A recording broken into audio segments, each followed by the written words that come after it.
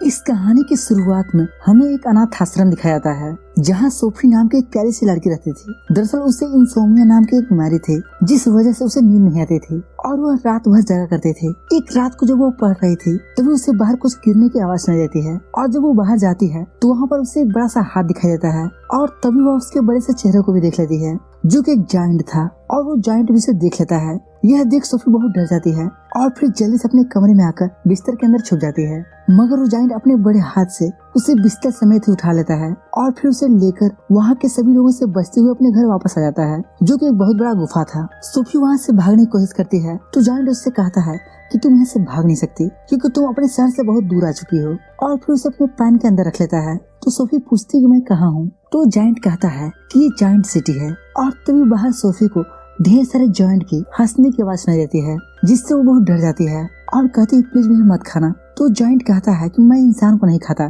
क्योंकि मैं शाकाहारी हूँ, मगर तुम यहाँ से भागने की कोशिश मत करना क्योंकि यहाँ के और जायंट सभी नरभक्षक हैं। तो सोफी कहती है कि आखिर तुम मुझे यहाँ क्यों लाए हो। तो जायंट कहता है कि तुमने मुझे देख लिया था और मैं यह बिल्कुल नहीं चाहता था कि तुम सबसे बताते फिरो कि तुमने जायंट देखा है, जिसके बाद वहाँ के इंसान हमें जानवरों की तरह कैद कर लेते, इसलिए मैं तुम्हें यहाँ पकड़ कर ले आया। इसके बाद वह उसे अपने एक बर्तन पर रख लेता है और तभी सोफी देखती है अपने बैग से कुछ चमकीला सामान निकालता है और पूछने पर बताता है कि इसमें सपने हैं जिन्हें मैं कैद करके रखता हूँ। तो सोफी कहती है कि मुझे तो नींद नहीं आती, तो इन सपनों का क्या। और फिर वो जायंट जैसे ही सोफी का बुक पढ़ने लगता है तभी उसे नींद आ जाती है और वही सो जाती है। इसके बाद वो जायंट अपने एक रहस्यमय रूम के अंदर आता है जहाँ पर ढेर सारे जार रखे हुए थे जिसमें बहुत सारे ड्रीम्स यानी कि सपने रखे हुए थे। इसके बाद वो जायंट सोफी के लिए एक नाइटमेयर यानी कि एक बुरा सपना बनाता है।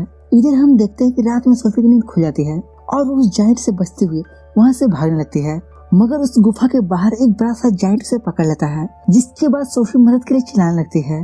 तभी वो अच्छा वाला जायंट उसे देख लेता है बट वो अपने कमरे के अंदर चला जाता है और तभी वो बिग जायंट उसे खा लेता है। तभी सोफी की नींद खुल जाती है जो कि एक बहुत बुरा सपना देख रही थी जिसे अच्छे वाले जायंट ने बनाया था। सुबह होने पर वो जायंट उससे बताता है कि मैंने वह सपना तुम्हारी भलाई के लिए बनाया था ताकि तुम यहाँ से भागने की गलती मत करना। इसके बाद वो जायंट नाश्ता करने के लिए टेबल पर बैठता है जहाँ पर एक बोतल में अजीब ग्रीन ड्रिंक होता है। तो जायंट उससे बताता है कि यह एक स्पेशल ड्रिंक है जिसे सिर्फ जायंट पीते हैं और वो जैसे उस ड्रिंक का 2 घूंट लेता है तभी वह रॉकेट की तरह गैस छोड़ने लगता है जिससे सोफी पूरी तरह से हिल जाती है। तभी उससे भी बड़ा एक जायंट उसके कमरे में आ जाता है जो कि अच्छे वाले जायंट से अपनी पट्टी कराने के लिए आया था। सोफी उसे देखकर बहुत डर जाती है क्योंकि वह दिखने में बहुत ही भयानक था।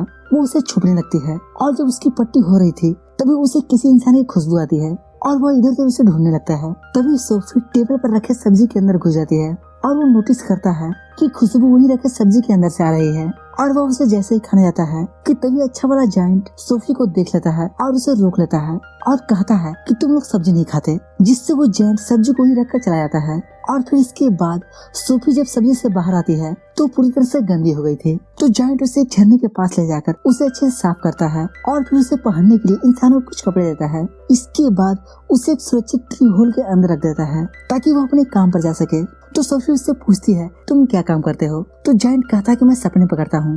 यह सुनकर सोफी भी उसके साथ चलने की जिद करती है। पहले तो उसे मना कर देता है लेकिन उसके बार बार रिक्वेस्ट करने पर वह मान जाता है। बाहर सभी बड़े जायंट सोए हुए थे जिनसे वो किसी तरह से बचते हुए वहाँ से निकल रहे थे, लेकिन तभी एक जायंट जाग जाता है और उन्हें देख लेता है और उसका पैर पकड़ लेता है। यह देख सोफी डर जाती है और वहाँ से भागने लगती है, लेकिन इसी बीच उसका ब्लैंकेट वहीं गिर जाता है और फिर वो जल्दी से कार में जाकर छुप जाती है। इधर वो सभी बुरे जायंट उसके साथ गेंद की तरह खेलने लगते हैं और फिर उसे एक गाड़ी में बिठा देते हैं और एक दूसरा जायंट 2 गाड़ी उठा लेता है जिसमें से एक गाड़ी के अंदर सोफी होती है।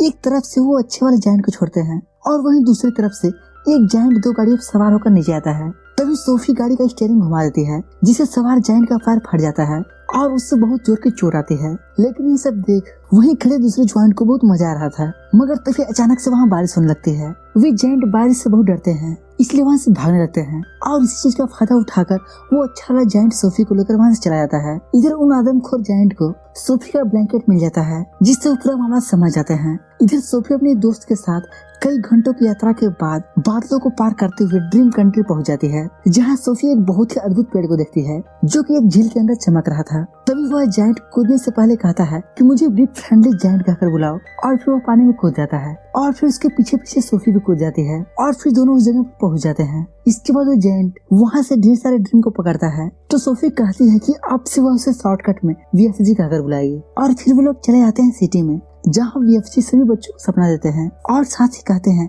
कि वह सभी बच्चों की आवाजों को सुन भी सकते हैं। और फिर लौटते समय VFG सोफी से पूछते हैं तुम्हारा ब्लैंकेट कहाँ है, तो सोफी कहती है कि अरे वो तो झाड़ी में ही गिर गया था। यहाँ पर VFG कुछ सोचने लगते हैं और फिर उसे ले जाकर अनाथ आश्रम में छोड़ देते हैं। और फिर जब सोफी की आंख खुलती है तो अपने आप को अनाथ आश्रम में पाती है, जहाँ वो सोचने लगती है कि VFG तो सारे बच्चों की आवाज सुनते हैं, इसीलिए वो ऊपर से छलांग लगा देती है, इसी उम्मीद में कि शायद वो उसे बचा लेंगे। और सच में VFG उसे बचा लेते हैं। यह देखकर सोफी काफी ज्यादा खुश होती है। इसके बाद दोनों जायंट सिटी में वापस आ जाते हैं। तभी वहाँ पर बड़े बड़े जायंट भी आ जाते हैं और वहाँ पर सोफी को ढूंढने लगते हैं और सारी चीजों को तोड़ने फोड़ने लगते हैं। सोफी उनसे बचते हुए एक ट्री होल में चली जाती है और उनसे किसी तरह से बचने में कामयाब हो जाती है। इधर VFG बड़े बहादुरी से उनका सामना करते हैं और उन्हें आग से डराते हुए यहाँ से भगा देते हैं। उनके जाने के बाद सोफी VFG से कहती है कि हमें क्वीन से मदद मांगनी होगी और साथ ही हमें एक डरावना सपना बनाना होगा जिसमें क्वीन को लगे कि बड़े बड़े जायंट्स यहाँ के बच्चों को नुकसान पहुंचा रहे हैं, और इसमें वे दोनों खुद को भी डाल देते हैं कि ये दोनों क्वीन से मदद मांगने आए हैं। और फिर कुछ ही समय में डरावना सपना पूरी तरह से तैयार हो जाता है। इसके बाद दोनों क्वीन के महल तक आ जाते हैं और फिर VFG महारानी को डरावना सपना दिखा देते हैं। अब सुबह होने पर महारानी काफी डरी हुई थी। तभी उनकी केयरटेकर मैरी उनको न्यूज पेपर में बताती है कि बहुत सारे बच्चों की मिसिंग खबरें छपी हुई है। तभी विंडो पर सोफी भी आ जाती है और उन्हें बताती है कि मुझे एक अच्छे जॉइंट ने हिलाया है। अब महारानी को अपने सपने पर पूरा विश्वास हो जाता है। तो सोफी उनसे कहती है कि अगर आप हमारी मदद करें तो बड़ा खतरा टल सकता है। और फिर सोफी महारानी से प्रॉमिस लेती है कि आप VFG को कोई नुकसान नहीं पहुंचाएंगे। इसके लिए महारानी पूरी तरह से तैयार हो जाती है।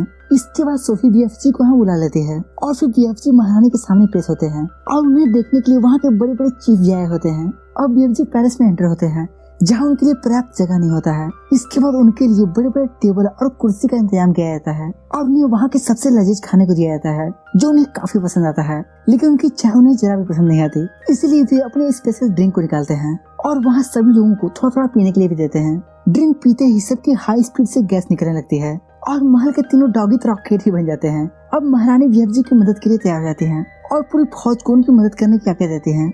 इसके बाद VFG तेजी से जायंट कंट्री की तरफ आगे बढ़ने लगते हैं और उनके पीछे पीछे पूरी फौज भी आने लगती है और पूरी फौज डिसाइड करती है कि हमें VFG के कमांड का इंतजार करना होगा। इधर VFG जायंट्स के लिए एक एक डरावना सपना तैयार करते हैं जिसे देखने के बाद जायंट किसी भी बच्चे को नुकसान न पहुंचाएं। अब सुबह हो जाती है और सारे जायंट को भी सपने दिखाने हैं, इसीलिए सोफी जल्दी से सपने की जार लेकर जायंट्स के बीच में चली जाती है और उसके जार को खोलने से पहले ही एक आदमखोर जायंट जाग जाता है। यह देखकर सोफी जल्दी से जार को नीचे पटक देती है, जिससे सारे सपने जायंट के दिमाग में घुसने लगते हैं। लेकिन एक आदमखोर सपने से बच जाता है और वो सोफी को नुकसान पहुंचाने की कोशिश करता है, लेकिन तभी VFG वहाँ आते हैं। इससे आदमखोर VFG को हवा में उठा लेता है और उन्हें एक जोरदार पंच मारने ही वाला होता है कि तभी एक आर्मी हेलीकॉप्टर उसके हाथ को पकड़ लेता है और धीरे धीरे सारी फौज सभी जायंट्स को पकड़ने लगती है और उन्हें उठाकर वहाँ से ले जाने लगते हैं। इधर VFG और सोफी सारे जायंट्स को जाते हुए देख रहे थे। इसके बाद फौज उन्हें एक अलग जगह पर छोड़ देते हैं जहाँ चारों तरफ पानी ही पानी था और इन सारे जायंट्स को पानी से डर भी लगता है,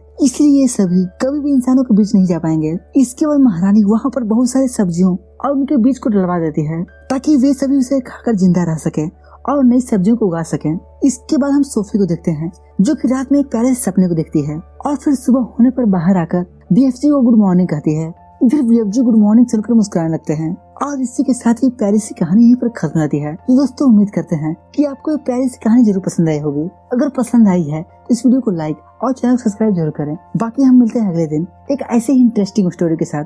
तब तक के लिए बाय बाय।